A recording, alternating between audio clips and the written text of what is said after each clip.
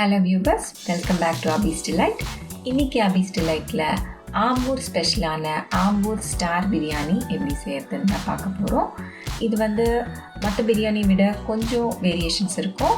So வீடியோவை skip பண்ணாமல் பாருங்கள். அப்போ தான் நான் போடுற எல்லா ஐட்டம்ஸையும் நீங்கள் கரெக்டாக போட்டு அதே போல் பிரியாணி வரும். ஸோ அதுக்கு முன்னாடி நம்ம சேனலில் சப்ஸ்கிரைப் பண்ணிவிட்டு பாருங்கள். அப்போ தான் நான் போடுற எல்லா ரெசிபீஸையும் நீங்கள் பார்க்க முடியும். இப்போ ஆம்பூர் ஸ்டார் பிரியாணி ஸ்டார்ட் பண்ணலாம். ஸோ இந்த பிரியாணிக்கு நம்ம ரெட் சில்லி பேஸ்ட் அரைச்சி யூஸ் பண்ண போகிறோம். ஸோ இந்த காஷ்மீரி ரெட் சில்லி நான் ஒரு 10லேருந்து 15 நம்ம காரத்துக்கு ஏற்ற மாதிரி எடுத்து ஒரு 10 நிமிஷம் ஊற வச்சு இது போல் அரைச்சி எடுத்து யூஸ் பண்ண போகிறோம். ஸோ அந்த ஊற வச்ச தண்ணியை கொஞ்சமாக விட்டு இது போல் நல்லா மையாக அரைச்சிக்கோங்க. சாதா சில்லி இருந்தாலும் பரவாயில்ல, பட் இது நல்லா கலர் கொடுக்கும். ஸோ இதில் நம்ம இஞ்சி பூண்டு விழுது ஒன்றா சேர்த்து நம்ம பண்ண போகிறதில்ல. பூண்டை தனியாக வதக்கிட்டு இஞ்சி தனியாக வதக்க போகிறோம். ஸோ ரெண்டுமே ஈக்குவல் குவான்டிட்டியாக எடுத்து வச்சுக்கோங்க. இப்போ மட்டனை நம்ம குக் பண்ணிக்கலாம். நான் ஒரு 3/4 கிலோ மட்டன் எடுத்திருக்கேன். அதை ஒரு குக்கரில் போட்டுக்கிறேன். அதில் 1 டேபிள் ஸ்பூன் பூண்டு, 1 டேபிள் ஸ்பூன் இஞ்சி விழுது, 1 tablespoon Kashmiri red chilli paste அரைச்சோம் இல்லைங்களா, அது 1 டேபிள் ஸ்பூன் உப்பு, கல்லுப்பு சேர்த்துக்கோங்க, 1/4 டீஸ்பூன் மஞ்சள் தூள், 1 பச்சை மிளகாய், கொஞ்சமாக கொத்தமல்லி போட்டுக்கோங்க, கொஞ்சமாக புதினா இலை, அப்புறம் ஒரு பட்டை, ஒரு லவங்கம், ஏலக்காய், இந்த பிரியாணிக்கு தேவையான ஸ்பைசஸ் போட்டு 2 கிளாஸ் நான் தண்ணி விட்டுருக்கேன். இதை நல்லா மிக்ஸ் பண்ணிவிட்டு ஒரு 3 விசிலுக்கு இதை குக் பண்ணி எடுத்துக்கோங்க. நம்ம விறகு அடுப்பில் குக் பண்ணோன்னா அப்படியே நம்ம மசாலாவோடு சேர்த்து பண்ணோன்னா நமக்கு கரெக்டாக வெந்துடும். ஸோ நம்ம கேஸ் ஸ்டவ்வில் பண்ண போகிறதுனால நான் குக்கரில் போட்டுக்கிறேன்.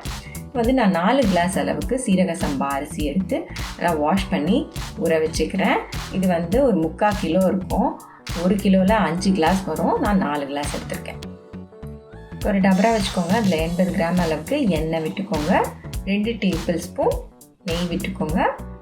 பட்டை, லவங்கம், ஏலக்காய், பிரியாணி ஸ்பைசஸ் எல்லாமே ஆட் பண்ணிக்கோங்க. அன்னாசி பூ எல்லாம். இது கூட 6 பெரிய வெங்காயம் ஸ்லைஸ் பண்ணி அதை போட்டு வதக்கிக்கிறேன். இதுக்கு வெங்காயம் தக்காளி கொஞ்சம் அதிகமாக யூஸ் பண்ணுங்கள். அப்போ தான் நல்லா அந்த டேஸ்ட் இருக்கும். ஸோ வெங்காயம் இந்த அளவுக்கு வதங்கணும்.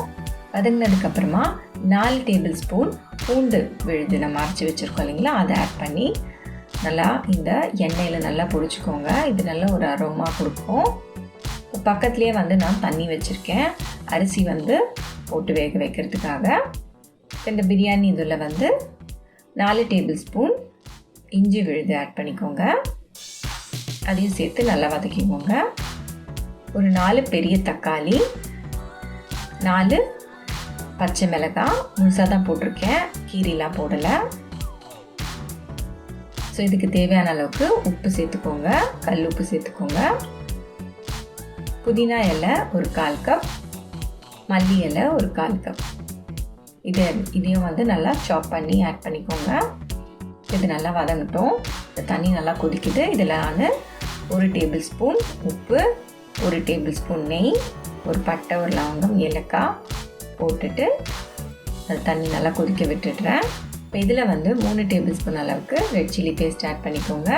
1/4 கப் தயிர் ஆட் பண்ணிக்கோங்க.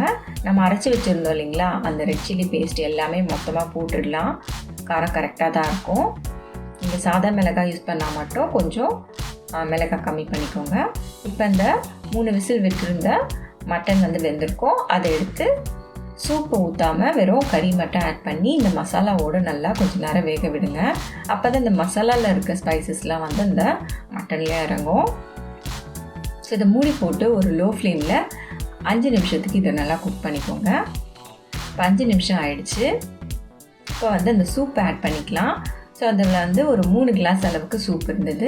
எந்த கிளாஸில் நான் அரிசி எடுத்தனோ அதுலேயே நான் ஊற்றிக்கிறேன். அது கூட 2 கிளாஸ் பக்கத்தில் தண்ணி வச்சுருந்தோம் இல்லைங்களா, அதுலேருந்து நான் எக்ஸ்ட்ரா ஆட் பண்ணிக்கிறேன். ஸோ இப்போ இந்த தண்ணி நல்லா கொதிச்சிடுச்சு. இதில் நான் சீரக சம்பா அரிசியை போட்டுடுறேன். ஒரே ஒரு லெமன் பிழிஞ்சு விட்டுக்கோங்க.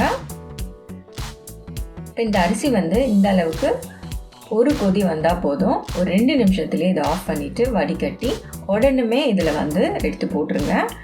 அதை வடித்து தனியாக வச்சுட்டு அதுக்கப்புறம் எடுத்து போடக்கூடாது. ஸோ இந்த சூடோடு போட்டிங்கன்னா தான் உங்களுக்கு வந்து கரெக்டான தம் கரெக்டாக வெந்து அந்த பதம் கரெக்டாக வரும். ஸோ இப்போ இதை நல்லா கிளறி விடுங்க. தண்ணி வந்து கொஞ்சம் கம்மியாக இருக்குது, அதனால் நம்ம வடித்தோம் இல்லைங்களா, அதுலேருந்தே வந்து ஒரு 2 கிளாஸ் நான் எக்ஸ்ட்ரா எடுத்து ஊற்றிக்கிறேன். ஃபஸ்ட்டு ஊற்றிட்டு வாட்டர் லெவல் இப்படி அட்ஜஸ்ட் பண்ணி பாருங்கள். உங்களுக்கு வந்து அரிசிக்கு மேலே கொஞ்சமாக தண்ணி நிற்கணும், அவ்வளோதான். ஸோ அந்த அளவு இருந்தால் கரெக்டாக இருக்கும். ஸோ நான் எக்ஸ்ட்ரா ஒரு கிளாஸ் ஊற்றிட்டு இப்போ வந்து இதை கொஞ்சமாக கிளறி விடணும். ஏன்னா வந்து உள்ளே இருக்கிற சூப்போட அந்த தண்ணி நம்மள மிக்ஸ் ஆகிருந்தா தான் உங்களுக்கு வந்து அந்த டேஸ்ட்டு கொடுக்கும். இல்லைன்னா மேலே இருக்கிற ரைஸ் வந்து டேஸ்ட் அவ்வளோவா இல்லாத மாதிரி இருக்கும்.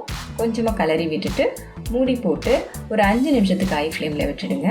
5 நிமிஷத்துக்கு அப்புறம் ஓப்பன் பண்ணி பார்த்தீங்கன்னா இந்த மாதிரி தண்ணிலாம் ட்ரை ஆகிருக்கும். ஒரு கிளறி விட்டுட்டு இதை எடுத்துகிட்டு ஒரு யூஸ் பண்ணாத தோசை தவா வைங்க. யூஸ் பண்ணுற தவா வச்சிங்கன்னா அப்புறமா உங்களால் தோசை சுட முடியாது. ஸோ அதுக்கு மேலே இந்த டப்ரா வச்சுட்டு 1 டேபிள் ஸ்பூன் நெய் விட்டுக்கோங்க.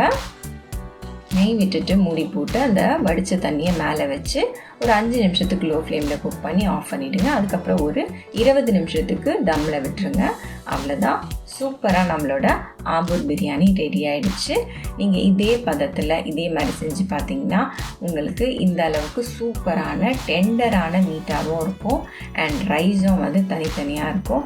இது வந்து நார்மல் பிரியாணியை விட நீங்கள் எக்ஸ்ட்ராவாகவே சாப்பிடுவீங்க, சீரக சம்பா அரிசியில் செஞ்ச பிரியாணி. ஸோ வியூவர்ஸ், இதே போல் நீங்கள் செஞ்சு பாருங்கள். உங்களுக்கு நான் போடுற ரெசிபிஸ்லாம் பிடிச்சிருந்ததுன்னா என்னோடய சேனலை லைக், ஷேர், சப்ஸ்கிரைப் பண்ணுங்கள்.